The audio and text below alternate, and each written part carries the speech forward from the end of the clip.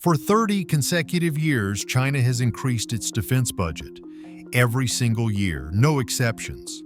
The numbers are staggering, from $20 billion in the 1990s to over $230 billion today, making it the world's second largest military spender behind only the United States. Chinese state media celebrates each budget increase as proof of unstoppable military modernization. Western analysts watch with concern as China builds the world's largest navy, expands its nuclear arsenal, and develops advanced weapon systems at unprecedented speed. The narrative is consistent. China is booming, its defense industry is expanding, contracts are flowing, and military capability is accelerating toward the critical 2027 deadline. That deadline coincides with the 100th anniversary of the People's Liberation Army, by which China aims to have key capabilities and warfighting readiness in place for potential conflict over Taiwan. Then the 2024 financial reports arrived, and they revealed something that seemed impossible given the official narrative. Norinco, China's largest land systems manufacturer, the company that builds tanks, armored vehicles, artillery, and ammunition, saw its revenue crash 31% in a single year, dropping to just $14 billion. AVIC, the aviation giant, experienced dramatic slowdowns. KASC, the space and missile conglomerate, delayed major programs. Across the board, China's top defense contractors posted declining revenues in 2024, making Asia-Oceania the only region in the world where defense manufacturers lost money. This was not a market correction. This was not budgetary restraint. This was the direct result of Xi Jinping's corruption purges, freezing China's entire defense industrial base at exactly the moment when rapid expansion was supposedly most critical. Today, we are going to examine how corruption investigations destroyed China's defense industry from the inside, why throwing money at the military does not matter when nobody can approve contracts, and what this means for China's ability to meet its 2027 readiness goals. By the end, you will understand why the world's second largest defense budget is producing declining military capability. Let us start with the numbers because the financial collapse is so dramatic it demands explanation. Norinco, officially known as China North Industries Group Corporation, is one of China's largest state-owned defense contractors. They manufacture everything from main battle tanks to artillery systems, from small arms to armored personnel carriers. This is the backbone of China's ground forces modernization. In 2023, Norinco reported approximately $20 billion in revenue. By 2024, that number had cratered to roughly $14 billion, a 31% decline in a single year.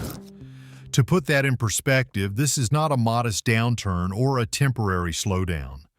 This is a catastrophic revenue collapse for a company that should be booming during what China claims is its most aggressive military modernization period in history.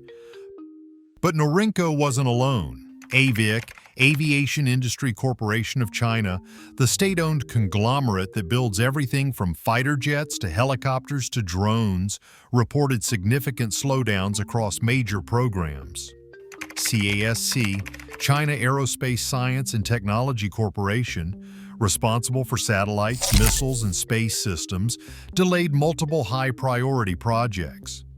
According to SIPRI, the Stockholm International Peace Research Institute, one of the world's most respected defense analysis organizations, the cause was unambiguous.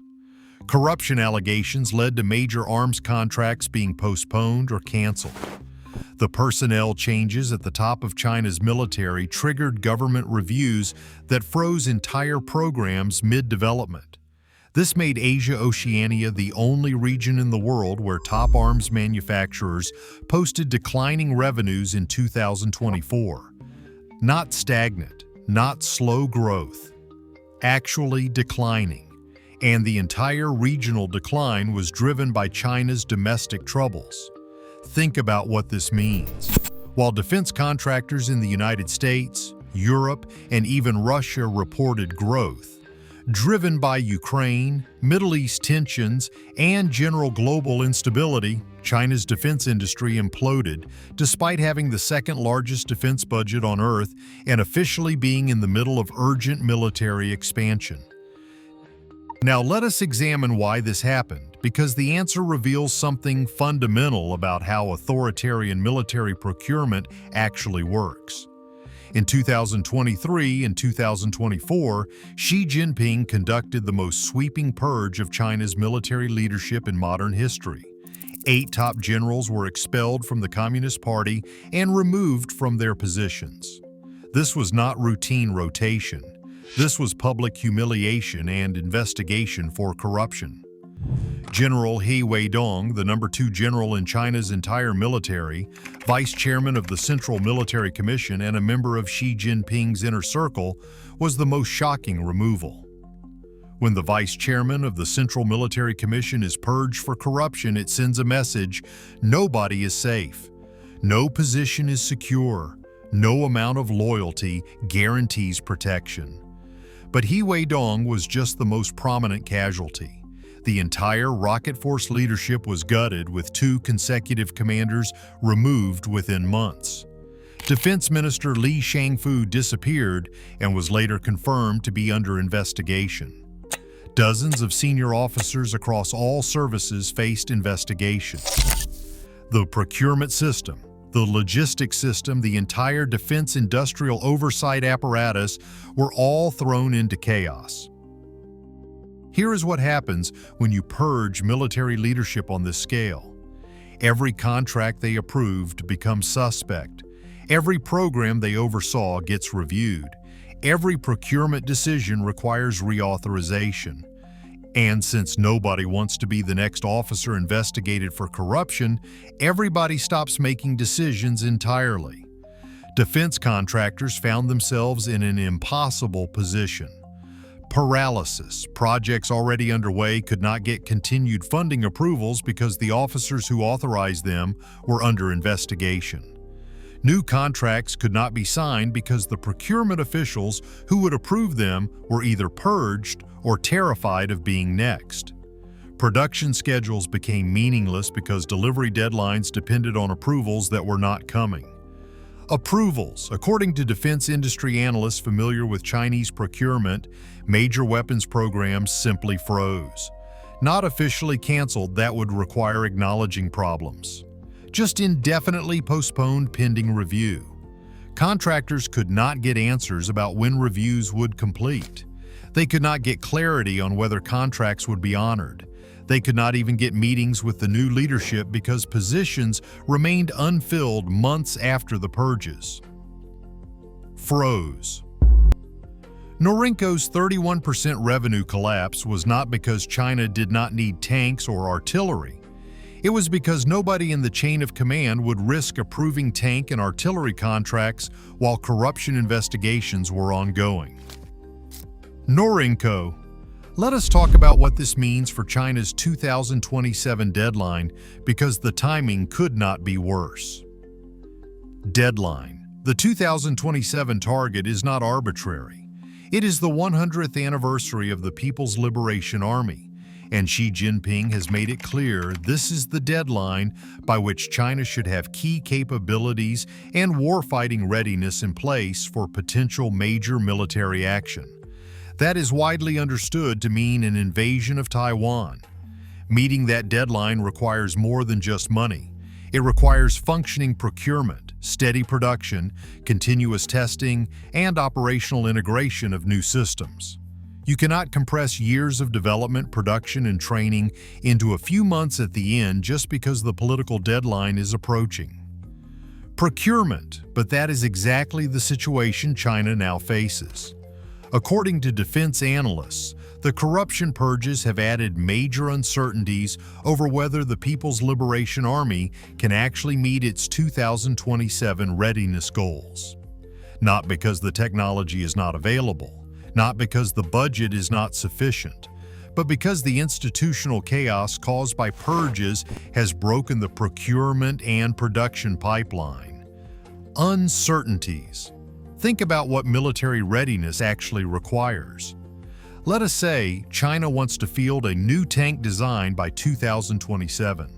That tank needs to be designed, prototyped, tested, refined, put into production, manufactured at scale, delivered to units, integrated into combined arms exercises, and operated by trained crews.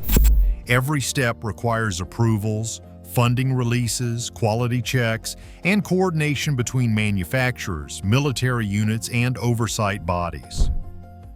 Production. Now imagine that halfway through this process, the general who approved the initial contract gets purged for corruption. The program stops. New leadership reviews the contract.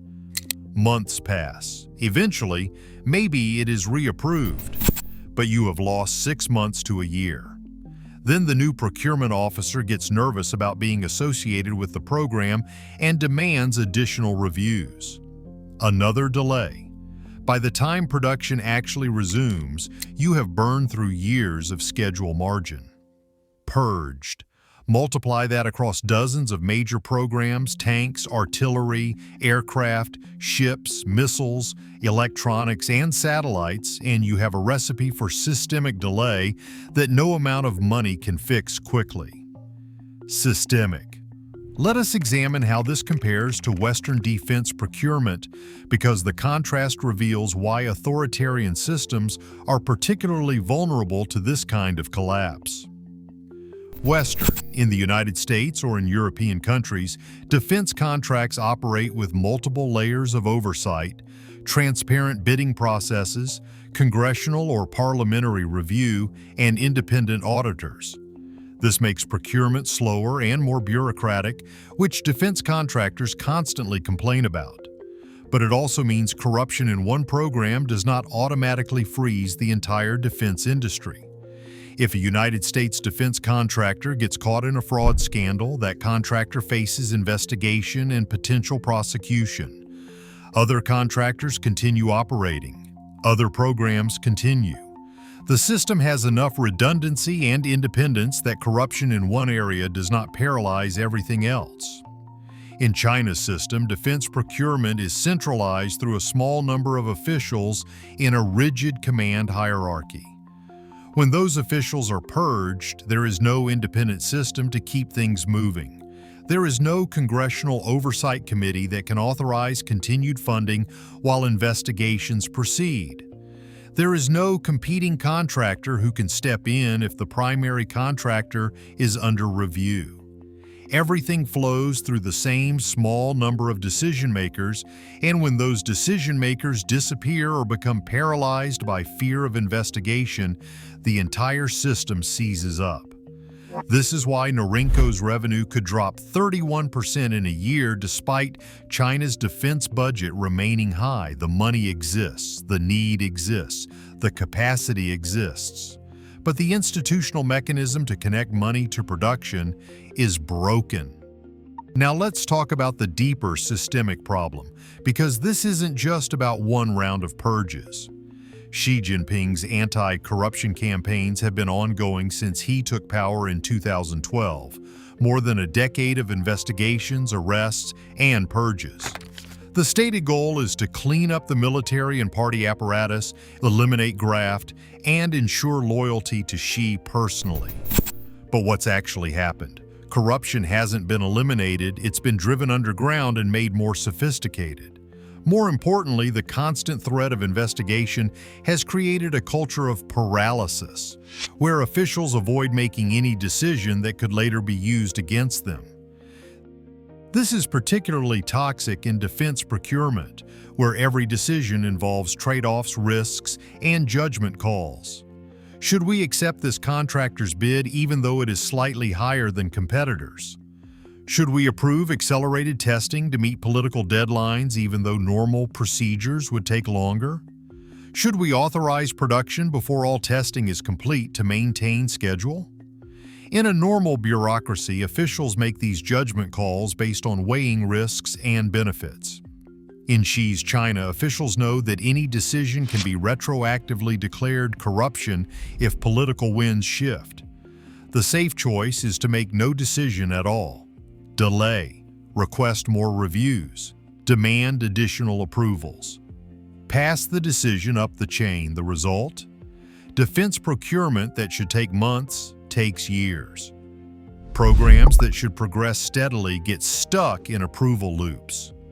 Contractors that should be producing weapons at scale are waiting for authorizations that never come.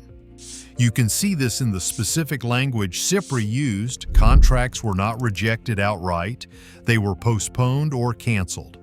That is the language of bureaucratic paralysis.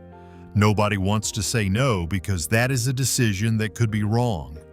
But nobody wants to say yes either because that is also a decision that could be wrong. So everything gets postponed indefinitely. Let's examine what this means for China's actual military capability, not just their defense industry finances. Military capability is not just about having equipment, it is about having the right equipment in sufficient quantities, properly integrated, with trained operators, supported by logistics, and ready for actual use. Every step in that chain has broken down or slowed dramatically. Take China's tank forces. They need new main battle tanks to replace aging Type 99s and Type 96s. Norinco can build tanks. They have the facilities, the expertise, the technology. But if procurement is frozen, they cannot get contracts to actually produce tanks at scale. So the People's Liberation Army continues operating older equipment while their adversaries modernize. Or look at China's aviation programs. The J-20 fighter needs continued production to reach operational scale. New variants need development. Existing aircraft need upgrades. But if AVIC is experiencing slowdowns because procurement reviews are frozen, production schedules slip. Units that were supposed to receive new aircraft this year are still waiting. Missiles, ships, satellites, electronic warfare systems, every domain faces the same problem. The technology exists, the money exists, the need exists. But the institutional mechanism to turn money into deployed capability is broken. And here is the cruelest irony. The corruption that Xi's purges are supposed to eliminate may have actually been necessary for the system to function at all.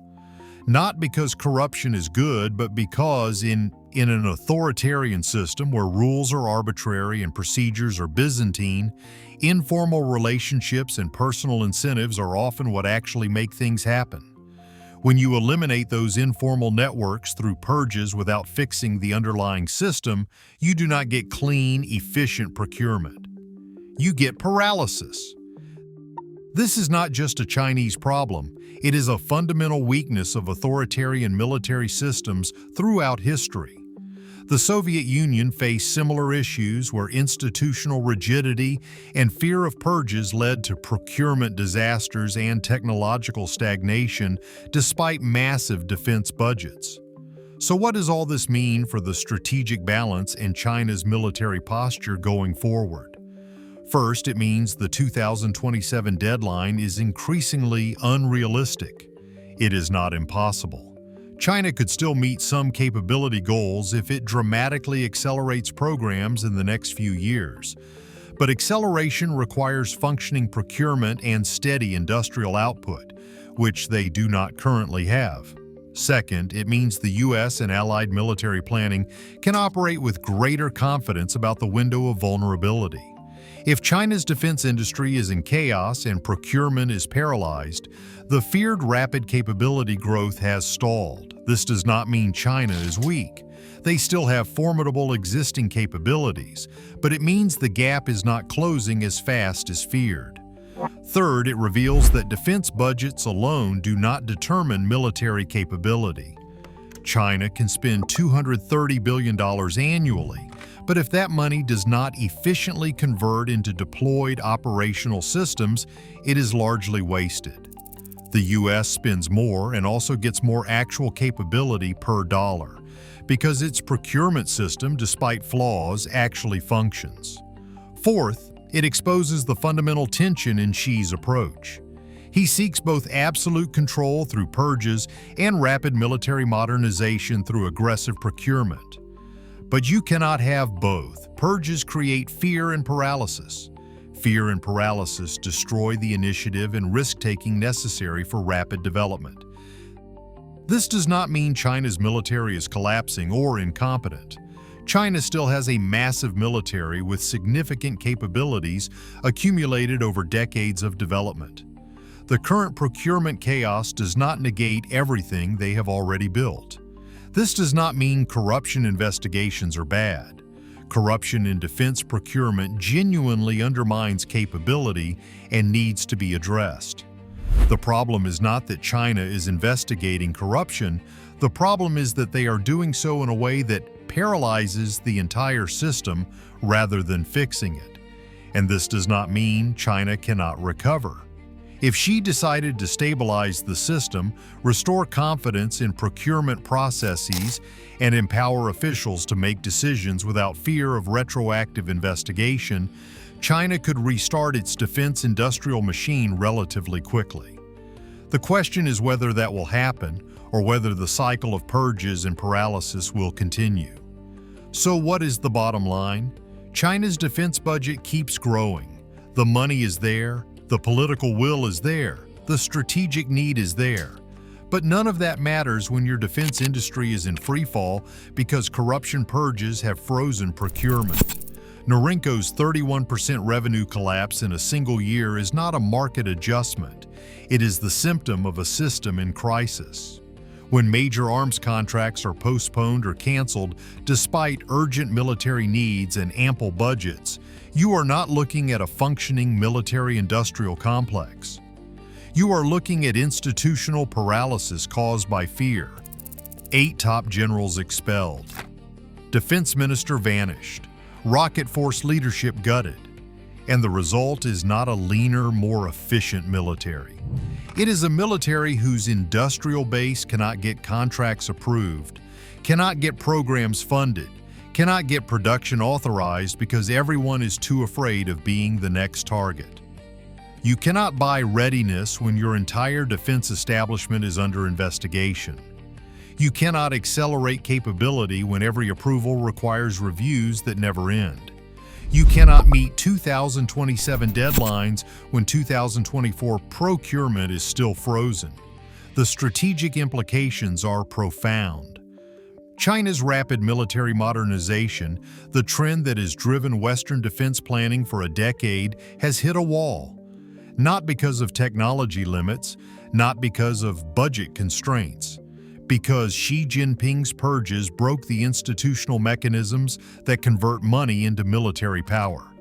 And until that institutional crisis is resolved, all the defense budget increases in the world will not restore China's military momentum. The missiles might be filled with water. The defense contractors might be losing billions. But the real story is simpler and more devastating. China built a military-industrial system optimized for corruption, and when Xi tried to purge the corruption, he destroyed the system itself. Don't forget to subscribe for more analysis on the gap between defense budgets and actual military capability. Thanks for watching.